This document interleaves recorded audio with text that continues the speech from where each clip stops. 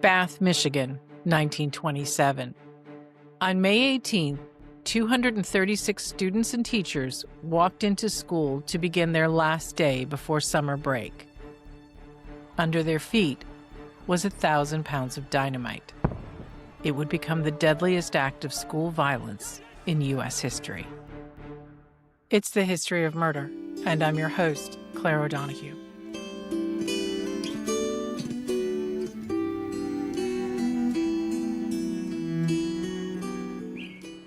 It should have been an ordinary day. Susan Hagerman, the president of the Bath School Museum, said it was, for a while. My dad was 9 years old. He was in the 3rd grade. He was in Miss Weatherby's class. She was a sweetheart. Everyone loved her. She had been reading a story to them. She read to them every day, and she would get to an exciting part and then stop until the next day. Well, this day they convinced her to read a little bit more. But the story suddenly ended when the school exploded. The floor came up and the ceiling came down on them. There was a lot of chaos. The roof fell down on top of everything, and so they weren't able to go in and start digging children out. Susan's dad, Raymond Estruth, was one of the children trapped inside. He got buried. All he could see was a little peephole of light in the ceiling above him, and he kept calling for help.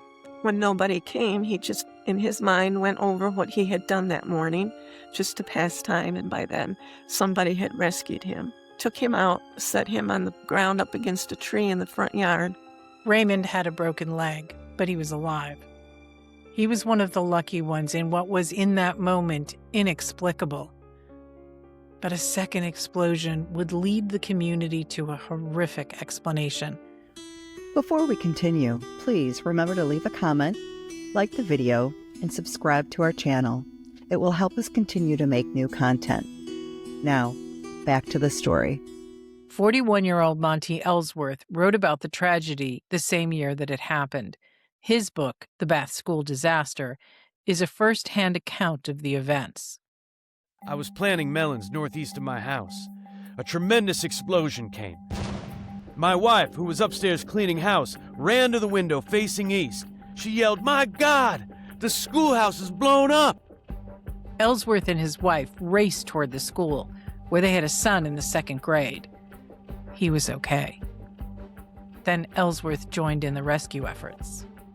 He went home and got a tractor and a big long pole and a rope, and they were able to hoist up the roof so they could start looking for the bodies. It was a grim task. Ellsworth described what the rescuers found. There was a pile of children, about 5 or 6, under the roof, and some of them had arms sticking out, some had legs, and some just heads sticking out. They were unrecognizable because they were covered in dust, plaster, blood. And as they dug bodies out, they would lay the bodies of the kids in the front yard and cover them up with blankets. If the parents came up and didn't find their children in the survivors, they had to lift the blankets to try to identify their children. If the body was too badly damaged, they would have to look at their feet and see if they could recognize their shoes. About a half an hour after the blast, a local farmer named Andrew Kehoe arrived on the scene. Kehoe, 55, was not a native of the town, but he had become an integral part of it. He served on the school board and often helped in the school doing electrical work, plumbing, and other repairs. Ellsworth had seen Kehoe just after the explosion, when Ellsworth was going home to find items to raise the school roof. I met Kehoe in his car going towards Bath. He grinned and waved his hand. When he grinned, I could see both rows of his teeth. In fact, I can see him now. Kehoe was parked near the site of the explosion and could see that only the north wing of the school was destroyed.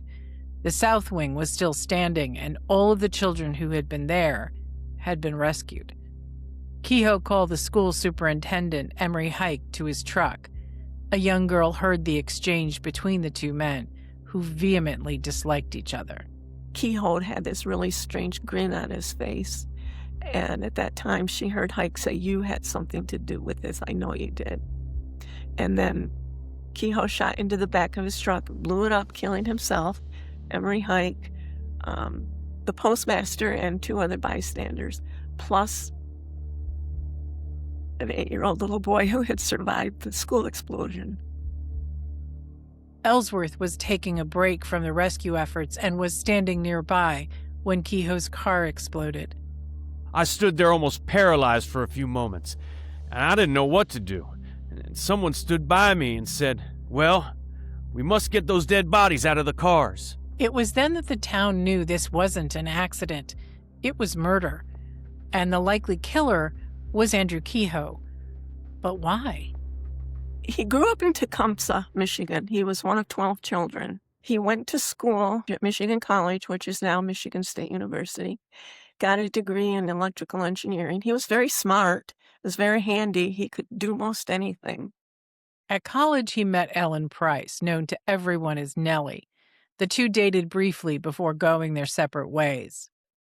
Kehoe drifted, getting several jobs before returning to his father's home sometime in the early part of the century. But he didn't like it there. After the death of Kehoe's mother, his father had married a widow named Frances Wilder. Kehoe did not get along with his new stepmother. In September 1911, Frances was making lunch. When she struck a match to light the gas burner, flames leapt from the stove and set Frances on fire. Kehoe was nearby and threw water on her, which only made things worse, as water helped the oil spread on her skin, making the flames larger. Kehoe then went to a neighbor to call for help, as the farm didn't have a telephone. And he stood there and watched her burn, and then casually walked over to the neighbor's house and said, "Would you mind calling the doctor? My stepmother has been burned," and called the priest, and went back home. Frances died later that night. The official explanation was that there had been some kind of defect in the stove, changing the temperature of the flame from 495 degrees to somewhere between 600 and 800, and causing the flame to jump from the stove to Frances.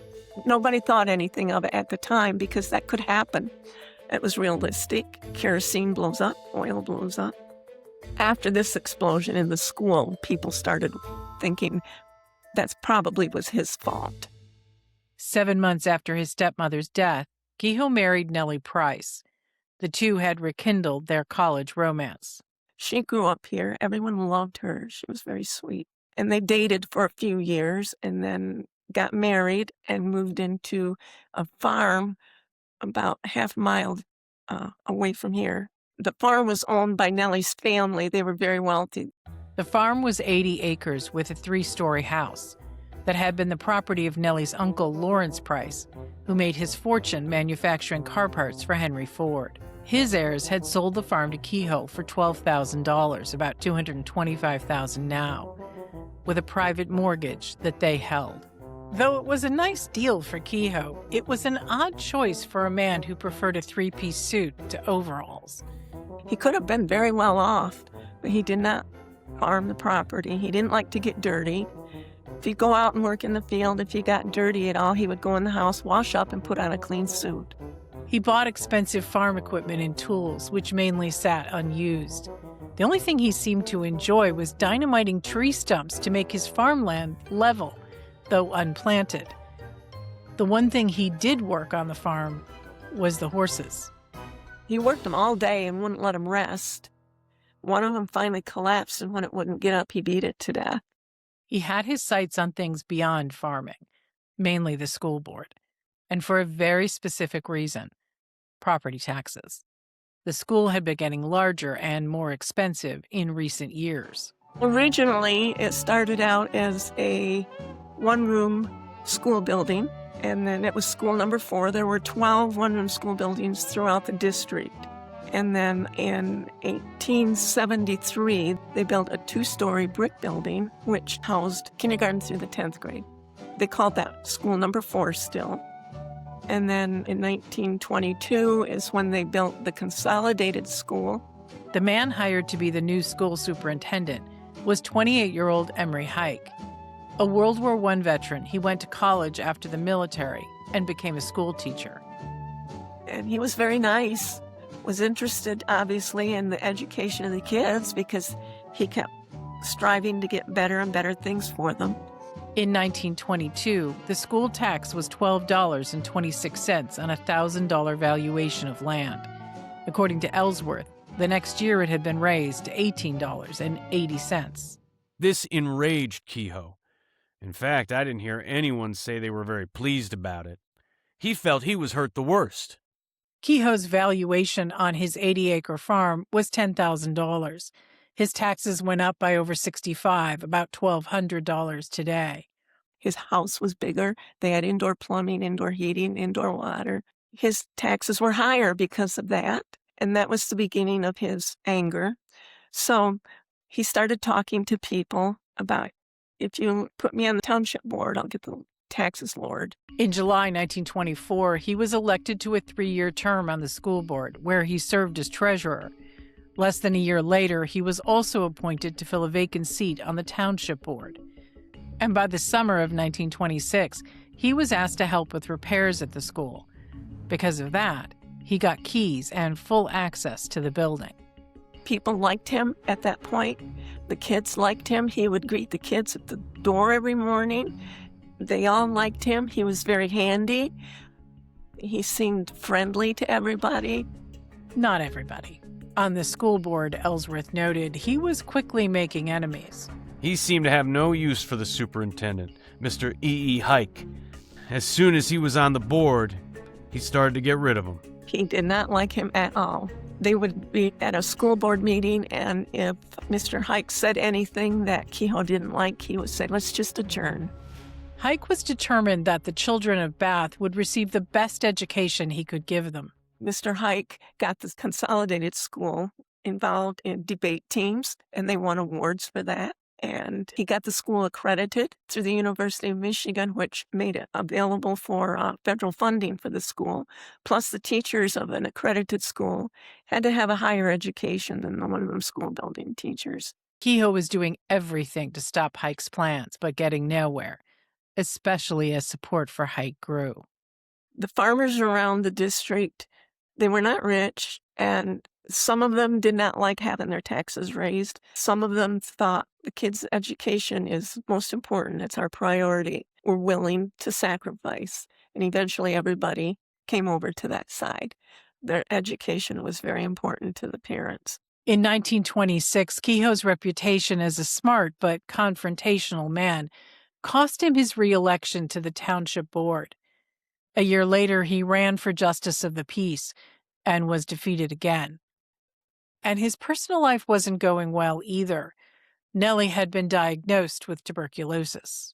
She was in and out of the hospital a lot, in and out of doctor appointments. She didn't drive, so the neighbor always took her to her appointments and stuff. Her illness meant medical bills were piling up. And that wasn't the only thing that Kehoe didn't pay. His mortgage on the farm was another bill on the pile. He got behind in payments that was going to be foreclosed on, but because it belonged in the family, they held off as long as possible, and he didn't care about it. He had no intention of paying for it. At some point, Kehoe came up with a plan to get back at the school superintendent, the townspeople for going along with raised taxes, and even his wife's family for foreclosing on the farm. And he looked to the one item he used on his farm as his method of revenge: dynamite. Back then, it was very common for farmers to get dynamite to blow stumps out of the field so they could clear the field for their crops. So nobody questioned it. If he got an extra large amount at any one time, he would just say, well, whatever I don't use, I'll sell to my neighbors. And there was one point where the railroad was doing some work. They had a box of dynamite that came up missing. And so people just assumed that he's the one that took that. Because he had keys and full access to the school, his presence there any time of the day did not raise any questions.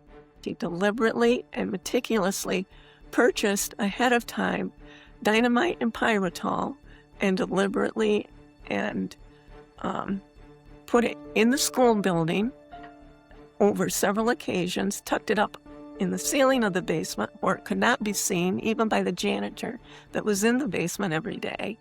On May 17th, the day before the bombs went off, Kehoe picked up his wife Nellie from the hospital where she'd been undergoing treatment. Some of her friends stopped by the house. They wanted to visit her because she just got home. And Kehoe says, well, I took her down to Jackson to visit some friends. Nobody questioned it. It seemed realistic. And so that was the last anyone had seen or heard from her. But of course, Nellie was not visiting friends. She was his first victim. Sometime between the day he brought her home and the morning of the 18th, he hit her in the head and killed her, and then tied her body to a cart behind the house next to one of the buildings, one of the outbuildings. He set the body on fire. Then he went into town, stood by the school door, and greeted the children as they walked in. The timer was set to go off at 8:45 in the school because that's when school started. He wanted to be sure everybody was in it. It was the last really full day of school at the end of the year. Some kids were taking exams. Some kids, if they had a good grade average, they didn't have to be there to take exams. Some of the seniors were in the Methodist church, which was right next to where the school was, and it's still there today. They were practicing for commencement, which was supposed to take place in the next day or two. And then there's the handful that, of course, are sick. There were, according to reports, 236 students, teachers, and school workers in the building at 8:45 a.m. when the timer in the north wing set off the explosion.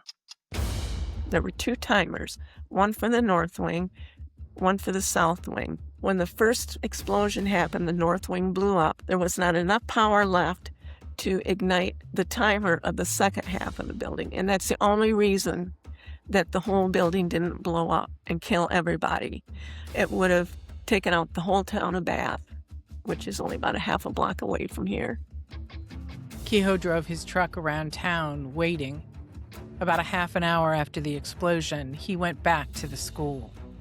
He went back up and drove by it and noticed that only half of it had gone off. And not only that, Mr. Hike was still alive. He was standing out in the yard helping. He had loaded his truck up at some point with shrapnel. Broken glass, metal pieces, anything. Put dynamite underneath it. Had his rifle in his car. And he drove up to the school and saw that he didn't succeed in what he had planned. And that made him very, very angry. That was when he called school superintendent Emery Hike to his truck, shot into it, and exploded it. The shrapnel went everywhere. When Kehoe had driven his car up and blew it up, it scared my dad so bad he jumped up and ran across the yard to an aunt's house that lived across the road, not realizing he had a broken leg. Raymond's family knew that one child, though injured, was safe, but he had siblings registered at the school. He had 2 sisters. One was in the 5th grade, one was in the 6th grade. They were injured. One aunt had a broken arm, and the other one was mostly trauma. She got pinned against the wall with something. There was his younger brother was in the either kindergarten or 1st grade. He was in the section that didn't get damaged, so he was okay. His older sister was a senior that year, the class of 1927. She was in the church, and the church blew off its foundation, windows shattered, pews scattered all over inside. I don't believe there were any injuries to the people that were in there. Another one of his brothers was outside and helping with the cleanup. My dad and my 2 aunts were all in the hospital for about 10 days. He had a head injury, a little bit of a head injury. Raymond's entire family survived, but for other families, there was only heartbreak. One little girl had gotten a doll for her birthday and had begged her mother that morning to take it to school, and Mom didn't want her to because she thought it'd get dirty or lose it. Finally, she allowed the little girl to take it, and the little girl was killed, and they found her doll in the rubble. Another family had 4 kids in school. 3 of them were killed. Mothers and fathers pulled at the debris as rescuers like Monty Ellsworth worked beside them, understanding the special urgency to get every last person out of the building. It's a miracle that many parents didn't lose their minds before the task of getting their children out of the ruins was completed. As the rescuers dug, they found 21-year-old teacher Hazel Weatherby, who had been reading a story to the children when the dynamite exploded. When they found her, she had a dead child in each arm. She protecting her students right up to the end. She was still alive, but after they got her out, she passed away very shortly after that. And it wasn't just the deaths and injuries. The blast left everyone with trauma. One little boy in the kindergarten was so traumatized, he picked up his chair, that's what that chair is over there, ran home with it. In the immediate aftermath of the explosion, Ellsworth wrote that the town did everything they could to help. Dr. and Mrs. Crum, who were a doctor and nurse in the World War, now run a drugstore in Bath.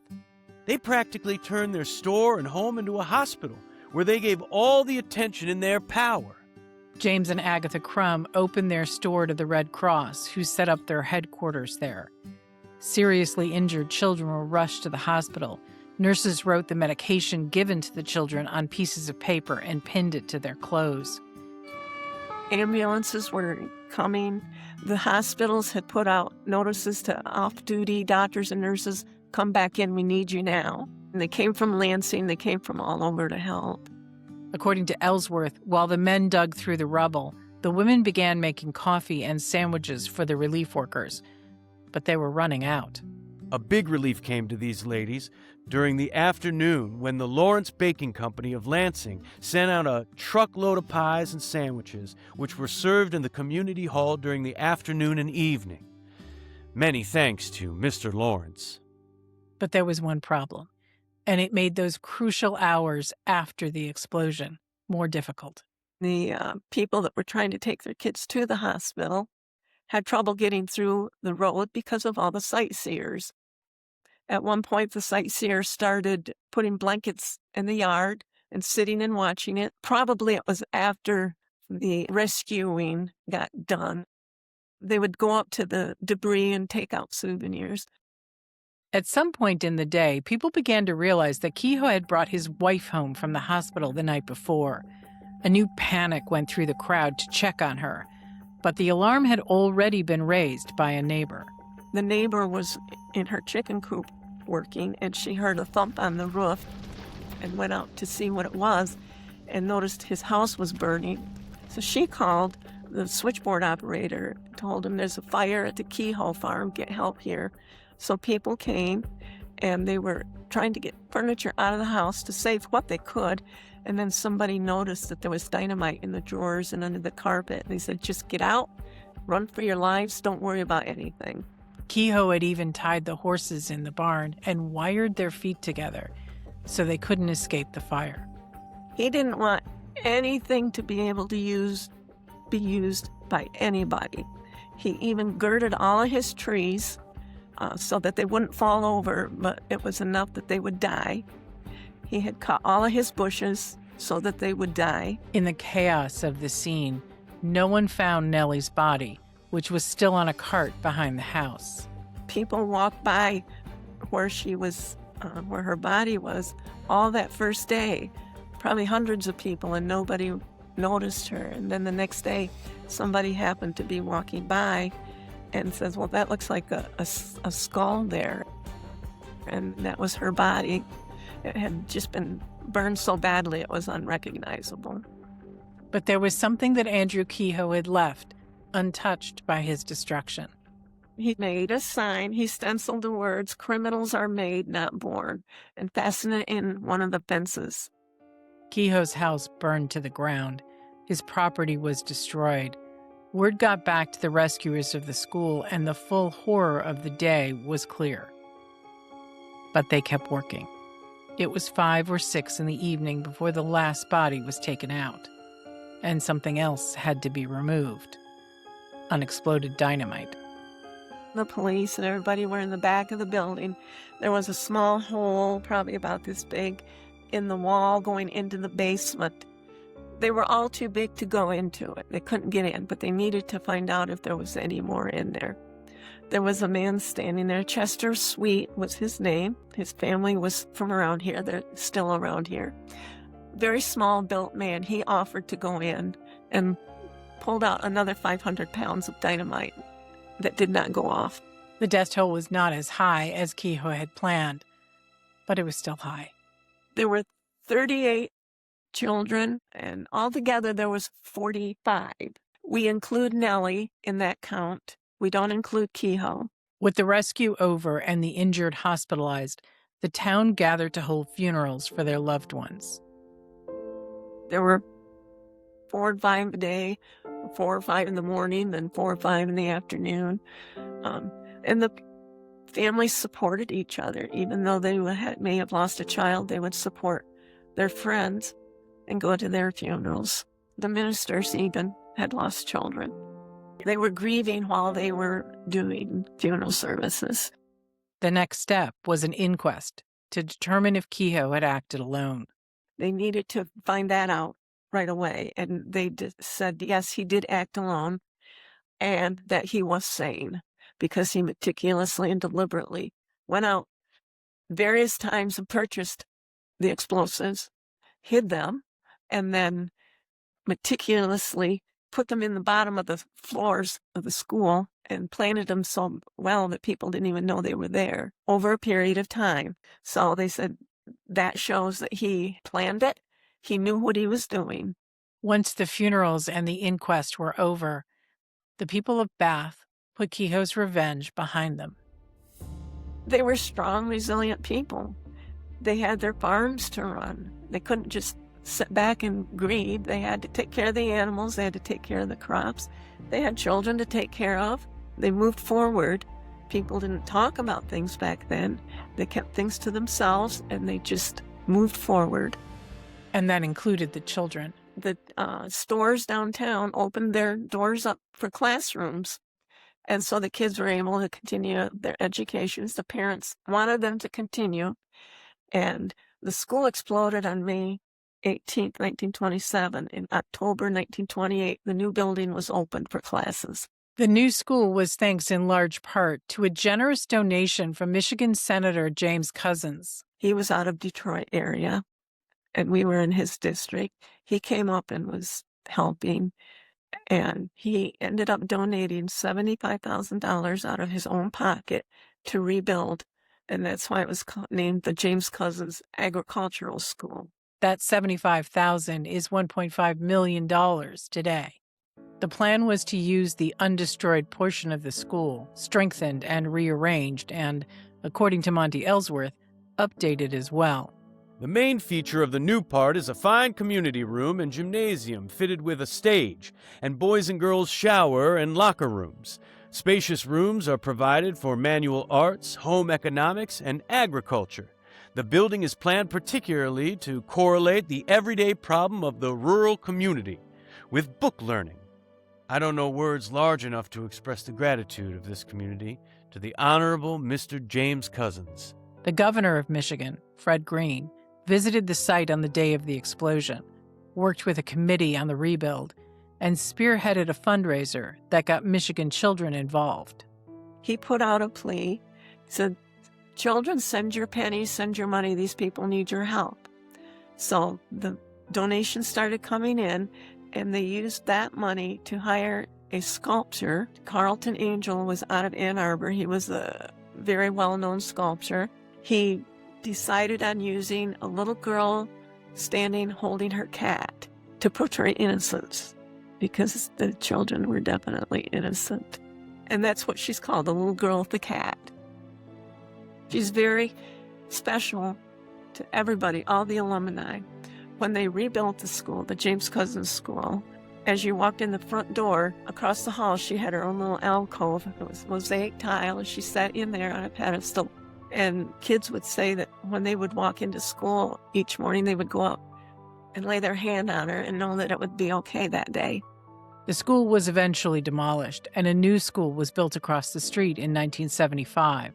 The site of the old school is now the James Couzens Park, with a memorial to the victims of the explosion. One feature is a cupola from the original school, which, like the town, survived Kehoe's revenge. Though the Bath School Museum is currently housed in the new school, there are plans to build a separate museum to honor the school's alums, including those who died and those who survived that horrible day. Raymond Estruth, Susan's father, lived to be 84 years old. People ask me all the time, they ask all of us, What was it like growing up with a survivor? And I don't know. Nobody talked about it. I knew something happened. We knew Dad was in the explosion. That's it. It wasn't until I got involved in the museum since the early 2000s that I started learning details and more about it. If anybody talked to any of the survivors, even way into adulthood, about it, they would cry. Any loud noises would frighten them. Monty Ellsworth, who had written down the experience while it was still fresh, lived until 1974. He was 87. It's likely the events of May 18, 1927, never left him. There were sights that I hope no one will ever have to look at again.